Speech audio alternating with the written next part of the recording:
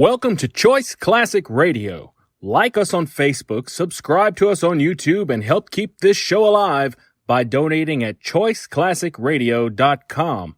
For more of your favorite old-time radio shows, join us on our companion podcast, Choice Classic Radio Detectives, where we bring to you tales from the greatest detective shows the golden age of radio had to offer.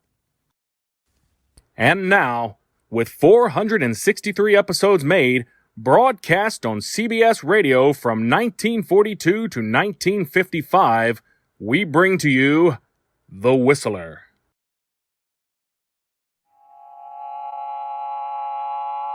Have you heard the strange tales of The Whistler?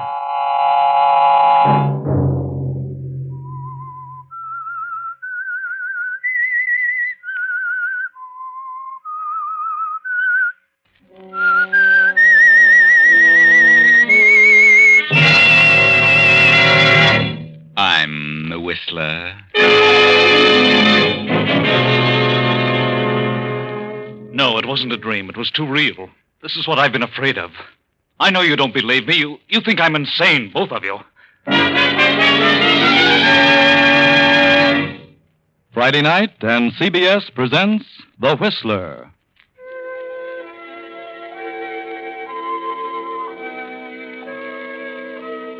I, the Whistler, know many things, for I walk by night.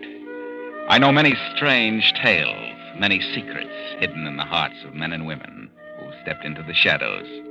And so I tell you tonight the weird story of the Avengers. In the great Southwest, a range of high mountains extends as far as the eye can see.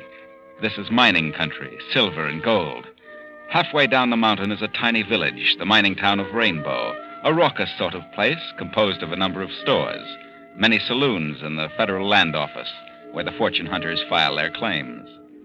15 years ago, Rainbow was a rip-roaring village, and in a back room of the Crystal Palace bar, a young man and a young woman hold an earnest conversation. Tell me, Miss Martin, how long have you been in this town? Oh, about 2 years. Came here from Kansas City. And you know my brother, John Maddox? Well, I certainly do. How well do you know him? Well enough. He came out here a year ago, and he's been hiding out up on the mountainside ever since. Got a cabin up there. Prospecting, of course. Who isn't? How well do you know him? Oh, he used to come into town quite often. I got acquainted with him in here. First, I fell for him in a big way, but he seemed to resent it. Finally gave me the cold shoulder. Well, he has a wife and a 5-year-old daughter back east. That's what he said, but I didn't believe him. He's a bit nutty, isn't he? Nutty? No, I wouldn't say nutty. He's a smart boy. He's an engineer. Graduate of the State School of Mines. He is? Well, what's he doing here, living like a hermit? I wonder. So he gave you the cold shoulder, huh? He certainly did. Well, John is an educated mineralogist. He came out here to make a strike. And if anyone does, he should be that one. Maybe he's located a vein of ore. What do you have on your mind, Mr. Maddox? Well, I thought maybe you'd seen him visiting the Assayer's office a little more often than usual. And what if I have? Or the land office? Go on, Mr. Maddox. Well, I wouldn't be interested in knowing the activities of an ordinary prospector. But a graduate mining engineer like John, well, he may have a lead on something good. Yes? And I thought, that is, I heard you might be more or less familiar with his activities. That's right. And- I am. And maybe you'd like to come in with me. What do you mean? You know where he's been working.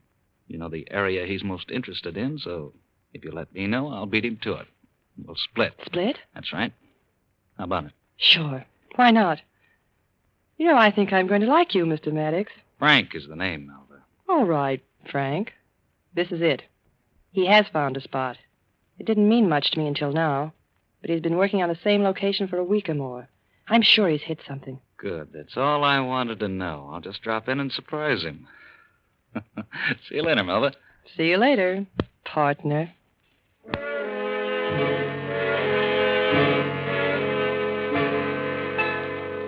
And so that night, John Maddox is working on some maps and papers.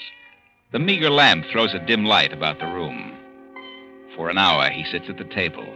Then suddenly the silence is shattered by a sound from the kitchen. Who's there? Come out of there. Come on. What are you doing here? What do you want? Nothing. How long have you been in that kitchen? Why? So you're the little thief that's been stealing my things, huh? What are you after this time? Nothing. I know who you are. You're Tony Watson. So what? Just this. You're the one who pinched my camera, my binoculars. Yes, and several other things. I didn't know. And I'm turning you over to the sheriff right now. Sheriff! No, I didn't take him. I didn't. I didn't steal anything, but But what? I know who did. Why, you little liar. You're the one. And believe me, you're caught on the job this time, and I'll... just a minute. Sheriff. I didn't. Hey, come back here. Why, that little devil. Just a second. Well? Hello, John. Frank, That's right, your brother Frank himself. come in. What do you want? What are you doing here? Oh, just dropped in town. Thought I'd see how you were doing. Getting along all right. But you might like to hear about your wife and your daughter. Is that why you came here? Your wife is very well. Your daughter's just 5 years old today. I'm still wondering how you're getting along and when you're going to send for them. I know all about that. I'm going to send for them very soon. Are you? All going to live in this little shack? Certainly not. There's something a lot better by the time they arrive. Will you? Oh. Didn't have a dime when you left. Yeah, thanks to you and your lies. I know who's responsible for Father's cutting me off with only $1. You. Have you struck pay dirt here, John? No. What are all these interesting papers and maps on the table? Nothing. Oh, but they must mean something. Get away from that table. Let him alone. Put up your hands and stand If back. you touch those papers... Get back there. Uh-huh. Interesting. So you have struck something. All ready to be recorded. Frank, if you dare, I'll kill you. Why do you think I came here? you Don't dirty- worry, I'll settle up later. I'll see you get a share. My wife and my daughter, Doreen, they haven't a cent. I've not been able to give them anything in months. You can't do this. Do what? You put those papers down, Frank, or I'll break your dirty neck. You'd better stay where you are. Oh, no, I'll kill you. First, I'll kill you. John, you're crazy. Keep back. Keep away. You crazy fool. I told you I'd shoot. You're the fool, Frank. You're the fool. You won't get away with this. I'll see to that. You'll pay, Frank. I'm not through with you yet. You and everything you hold dear will be taken away. You'll pay it back, Frank. To me and mine. If I have to climb out of my grave. John. John! Frank stands for a moment, then stuffs the papers and maps into his pocket and rushes to the door and into the night. A few seconds later, a face at the window disappears and suddenly reappears through the back door. And a boy stands looking at the inert figure on the cabin floor. Huh. Serves him right. He won't tell the sheriff anything about me now.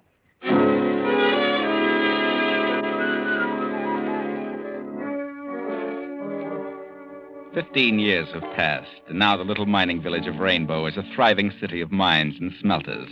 And the richest mine of all is the one owned by Frank Maddox. And Frank Maddox rules the city. Frank is married now and has a child, a girl of 5. The child has been ill for days. And tonight, as Frank Maddox steps through the door, his wife meets him with a strange, vacant stare. Melba, what's happened? How is she? She's... Oh, Frank. All those doctors, and they couldn't save her. No. They said she didn't have a chance. They did their best. Fools, what good are they? What are they paid for? They don't even know what was wrong with her. No, Frank. But, well, whatever it was horrible. She died in agony. Specialists. I told them they could name their own price. The sky was the limit. It didn't seem to make any difference. Oh, the poor little thing, the poor baby. It didn't seem to be anything serious at first. It was just a week ago. She was sitting at her desk, drawing pictures, and then all of a sudden she started to gasp for breath and fell to the floor in a faint. Yes, I know. And then she lapsed into a coma. Oh, Frank. Frank, what was it? Why? Darling, I couldn't think. what is it? I can't get my breath. Here, drink this. Frank, I didn't want to tell you, but I'm frightened. I've had it for several hours. It's just like the baby. The same thing. The baby and now you. I know what it is. It's him. It's John. John? Your brother? Yes, I knew this was going to happen. John told me. But John's dead. The night the baby took sick, I saw him in a dream. He told me something was going to happen to us, and last night I saw him again. He was grinning and laughing. He told me that... Told you what? He told me that he'd finally reached through to me, that he'd finally made contact. That's crazy. He said tomorrow would be a sad day for me. Today. But it's a dream. I know, but he said something else. He said that now his wife was dead, that the sooner I made things right with his daughter, Doreen, the better. Frank, that's nonsense. No, there must be something to it. I'll find the girl. I'll get her down here. I'll try to fix things up. Maybe that'll stop all this. Frank, please use your head. It was a dream. I've got to find that girl. I'll send Anthony to find her. I'll explain the whole thing to him. He can find her. But why tell him about it? Well, he's my assistant. I confide in him. He'll find her. Very well, then. Tell Anthony. Tell him to find her and bring her here. Because if you... Frank. Melba, darling. Please find that girl. Doreen.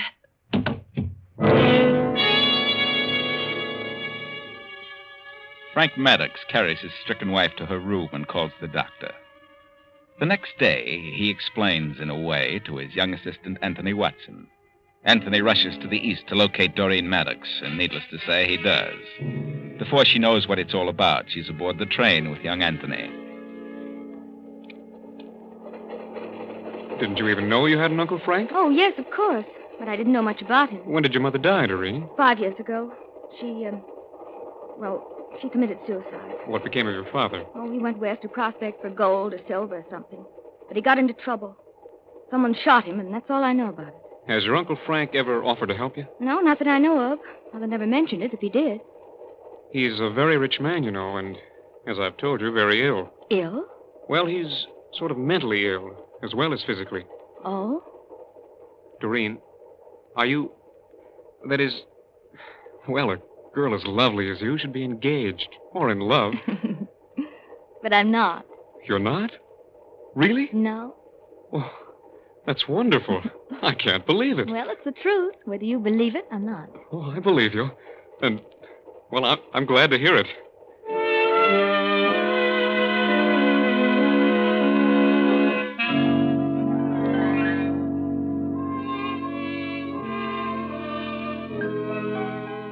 And so you see, Doreen, I'd completely lost track of you. I've wondered about you and your mother since the tragic death of your father. Mother died several years ago, Uncle. Yes, I should have attempted to locate you long ago. Should you? Yes, you're my brother's child. It was my duty to look after you. See that you want for nothing. But I've been getting along all right. I've not been well, Doreen. I've been quite ill lately. I've been terribly upset, my nerves. Perhaps you've been working too hard. No, it isn't that. Doreen, I'd like you to stay here. Make this your home. And I have a check for you, a little present, $5,000. No, please, Uncle. That isn't necessary. You must accept it, Doreen. You must. I don't need it. I'll be glad to stay here with you until you're better. But really, I don't know what I'd do with $5,000. I'd feel better if you accepted it. And perhaps your father would... Father would what? Doreen, I must tell you. I've got to tell you. It's driving me mad. John is trying to kill me. Oh, Uncle. Father's been dead for years. I know, but he died hating me. Hating you? He blamed me for his having been cut off with only $1 in our father's will. But he was wrong, and... Well, now he's trying to kill me. Oh, I can't believe such a thing. I have horrible nightmares. John appears to me, always threatening me. He came to me the night my little daughter became ill, and then after she died. He came again when my wife was stricken, and said that after she was gone, it would be my turn. But that's just your imagination, Uncle. Well, get it out of your mind. I can't. I'm afraid to go to sleep. You only see him in your dreams? Yes, but each time he comes nearer, closer, more real. Oh, it isn't just imagination. I'm afraid that one of these days I'll see him when I'm not asleep. And you think my being here will help matters? Is that it? Yes. If he knows you're here, that I'm taking care of you and have your welfare at heart, perhaps he'll let me alone. Prove to him that he judged you wrongly? Yes. I must make him understand. I can't go on this way. I'm a physical wreck. I'm afraid my mind will snap. I understand, Uncle. I'll try to help you. But you must try to get this off your mind. Yes, I'll try. You'd better go to bed now, Uncle. Please take the check. Very well. Good night.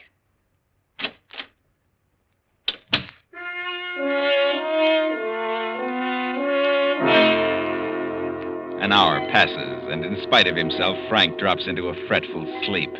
He moans and tosses about, and as usual, he dreams of John again. sees him come through the wall and stand in the center of the room. You won't get away with it, Frank. Everything and everyone you hold dear will be taken away. You'll pay it back, Frank, to me and mine. No. Leave me alone. Anthony! Doreen! Doreen! Uncle! Uncle, what is it? What's happened? Doreen, he was here just now. I saw him. I heard him laughing. But, Mr. Maddox, that isn't possible. I heard him, I tell you. You could hear his laugh all over the house. I heard nothing, Uncle. Not a sound. I woke up, I tell you. I heard him. But, Uncle, you must have been dreaming.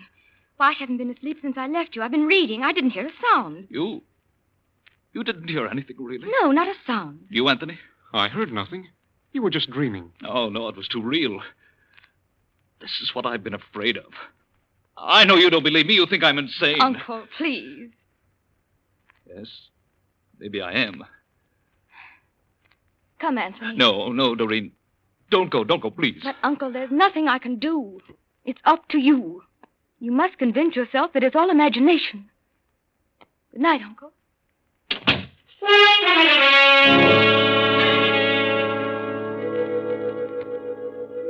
And then the next night comes, and Frank dreams again, the same frightful dream. John appears, repeats the same words, and laughs in the same way. Frank is wide awake now, shaking with fear, and all the while trying to convince himself that it's only his imagination. Then the bedroom door opens suddenly. Doreen steps into the room. Her face is white with fear. She trembles as she moves slowly toward the bed. Uncle. Doreen, what is it? What's wrong? Uncle, just now, I heard something. What? Doreen, what did you hear? I must have been dreaming. I must have. But it was so clear. Your father? Yes, I heard him. And he was laughing. Then if you heard him, it must be true. He has come back. Oh, did you hear it, too? Yes, he was here in this room. What did he say to you? I can't remember. I was so frightened. But I heard him. And then laughed. Now you believe me. Now you know I'm not imagining things. Oh, Uncle, I don't know. I'm so frightened I don't know what to think. I can't stay here any longer. I've got to leave. I can't stay another night. Oh, Doreen, please, don't go. Not yet. Promise that you'll stay just a while longer. Please. But, Uncle, all right, I'll try. I'll stay.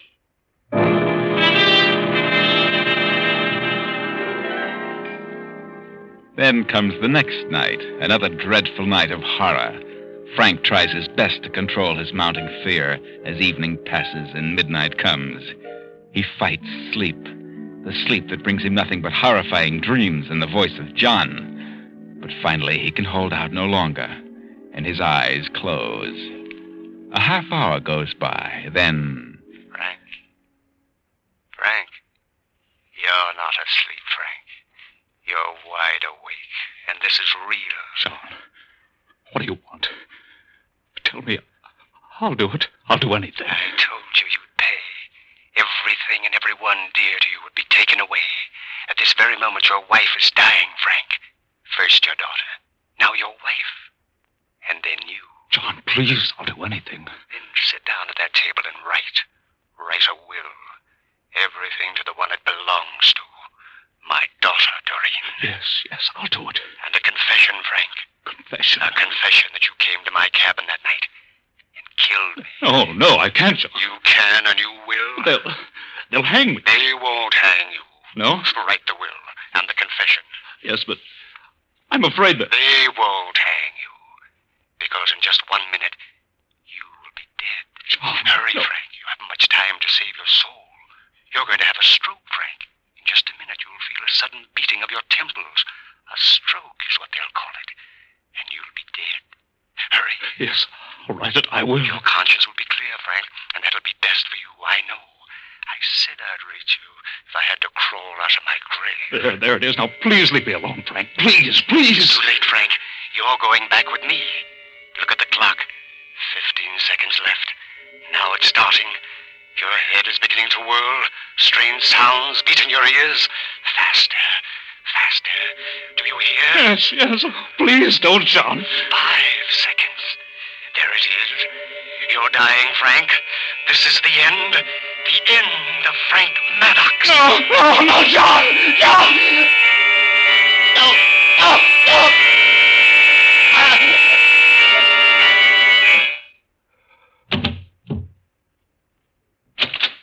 Uncle Frank! Uncle Frank! Anthony! Anthony! Doreen, what's happened? I heard him screaming. Anthony, I think he's... Feel his pulse. I can't find it. Not a trace. Anthony, is he? I don't know. He's had a stroke, I think. I'll call the doctor. Yes, I'll have to go after him. His car is out of order. Come on. It may be too late for the doctor, but we'd better get him anyway. Use this phone and tell him I'll be there in a few minutes.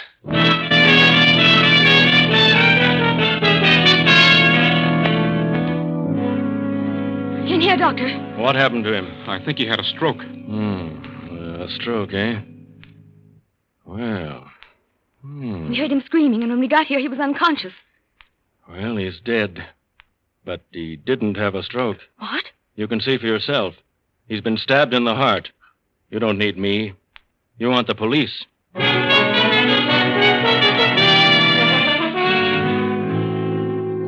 You say, miss, that you heard your uncle screaming? I did. What did it seem to be? A scream of pain? No, I couldn't make out what it was.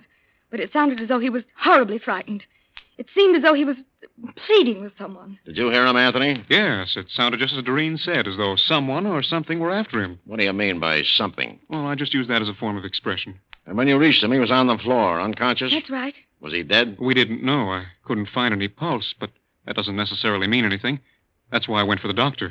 And you didn't notice the knife wound in his chest? No. Did you see it, miss? No, it may have been there, but I didn't notice it. Are you sure he didn't have a stroke, Doctor? Positive. He may have had a collapse, fainted, but there was no stroke. He died from this stab in the heart. What sort of instrument would you say was used? Well, I'd say a long, thin knife, about a half-inch wide. Like a letter opener? Yes, sort of a stiletto. Doctor, had you been treating Mr. Maddox lately for any particular ailment? Well, I've been attending him frequently of late. What was troubling him? I don't know. Oh, you don't know. Are you sure? Well, I couldn't find any definite physical trouble, but he was becoming terribly run down. Seemed to get worse each day. He couldn't eat nor sleep. Extremely nervous. Hypertension. I gave him sedatives and tonics, but they seemed to do no good, so I finally came to the conclusion that it was mental. Mental? What do you mean? I think he had developed some sort of phobia, a fear. What, I was never able to determine. In time, it would have resulted in insanity and finally death, or perhaps a stroke and death. But in this case, it was not a stroke. You've been attending his wife? Yes, What is her ailment? carcinoma, but she doesn't know it.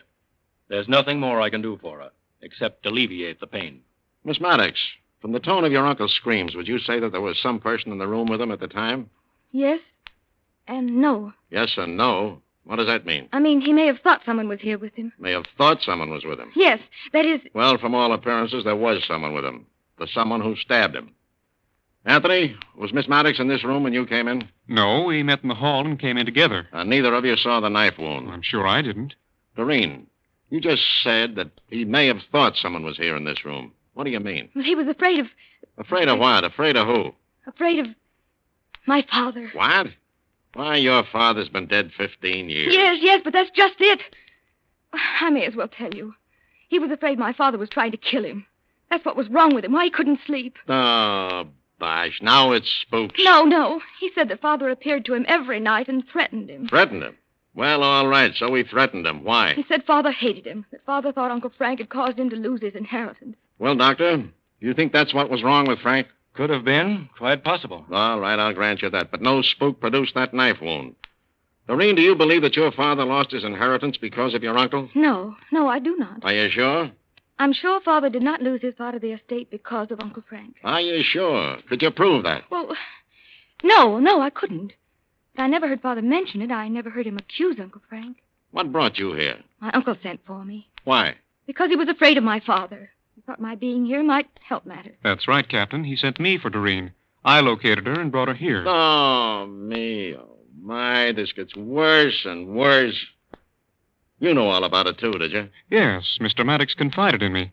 He had the idea that if Doreen were brought here and he showed good intentions toward her, that John would leave him alone. Oh, poor John. What a busy guy. It isn't funny. You said it. Frank Maddox has been murdered, and it wasn't a spook. I know who did it, and I know why. What are you talking about? Frank Maddox didn't send for her. She came here of her own accord and for a definite reason. She did not. I brought her here. You're lying. You're trying to cover up for her. I am not. Because you're in love with her. Anybody can see that. Well, what if I am in love with him? That doesn't have anything to do with this. Frank Maddox sent me for her. He did not. She knew that Frank was the cause of her father losing his inheritance. So she came here to kill him, and she did. Well, that doesn't make sense. Why would she kill him? What would she gain by that? Ever hear of revenge? If it hadn't been for Frank, her father would have been wealthy, and so would she. But she didn't know about her father's accusations until Frank Maddox told her himself. Oh, then you admit that she does know about it now. I knew nothing about it until Uncle Frank told me. But I still think Father was wrong. Whether you knew about it before you came here or learned it after you got here, what's the difference? It's a motive. You stabbed him. You left the room, and then you met Anthony in the hall. You stuck Miss Maddox, and you haven't a chance. Wait. Wait a minute. Mrs. Maddox, don't come in here. And why not? Why shouldn't I come in here? You shouldn't get up. You should... I know all about it. I know what's happened. I've heard every word. You're very ill, Mrs. Maddox. I know. I heard you. And now I know what's wrong with me. I know what carcinoma is, Doctor. Please go back to bed. No, not just yet. Well, this girl, Doreen, you're wrong. She's innocent. She had nothing to do with it. That is, not directly. What do you mean, Mrs. Maddox? She didn't kill Frank. I did. You? She's perfectly innocent. Frank did send for her. He was afraid of John. He dreamed about him every night. He did think John was trying to reach him from the grave, trying to kill him. It was his imagination, I know, but he really believed it. And he had a good reason to believe it. What reason? I've heard Frank moaning and yelling for weeks and weeks. I heard him tonight. I came in here and found him on the floor. He'd made a will. This paper. Leaving everything to Doreen and explaining why. Oh. Sit down, Melba. Yes. Well, he came out of his faint, and I found this will. I went wild when I saw it. He tried to get it away from me. He said it had to be that way. We struggled for it, and I took the paper knife and stabbed him. I went back to my room, but I've been standing outside the door. I heard everything, particularly what you said about me, Doctor. So what does it matter? This girl is innocent. What is this paper? Let's see it. I'll tell you what it says. It leaves everything Frank has to Doreen. And the reason why? Frank killed John. What? Yes. It was all my fault. I knew John had made a strike, and I told Frank about it. Frank went to John's cabin and killed him, took the maps and the papers and filed them a claim.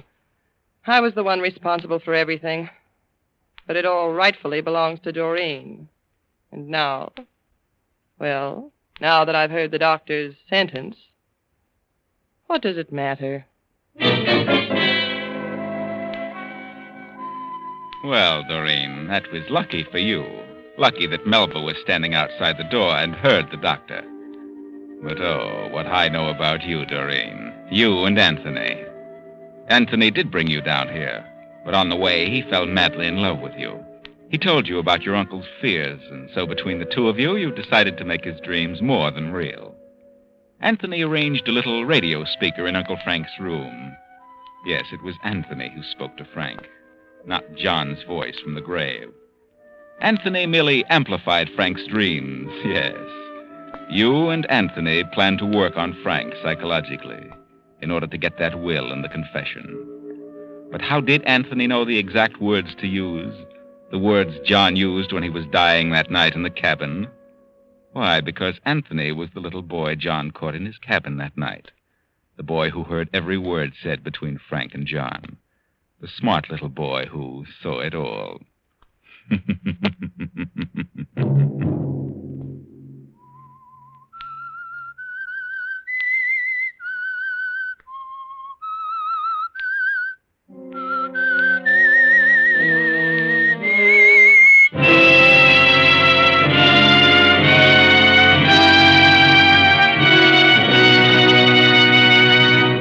CBS has presented The Whistler.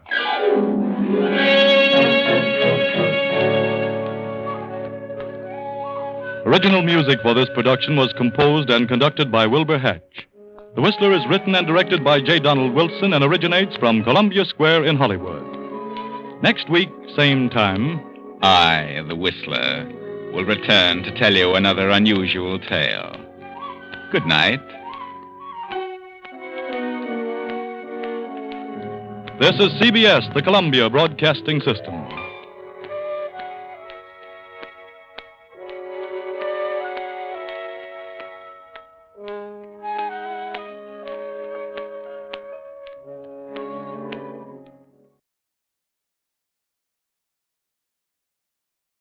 That concludes today's episode. We'd like to thank you and remind you to donate at choiceclassicradio.com. Remember, your donations make episodes like this possible.